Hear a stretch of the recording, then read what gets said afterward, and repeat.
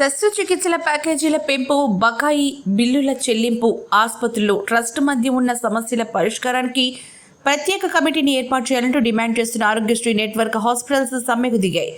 నేటి నుంచి ఆరోగ్యశ్రీ సేవలను నిలిపివేస్తున్నట్లుగా ప్రకటించాయి. రాష్ట్ర వ్యాప్తంగా నెట్వర్క్ ఆసుపత్రుల్లో ఆరోగ్యశ్రీ ఈహెచ్ఎస్ సేవలను నిలిపివేస్తున్నట్లు ఆసుపత్రుల యాజమాన్య సంఘం తెలిపింది.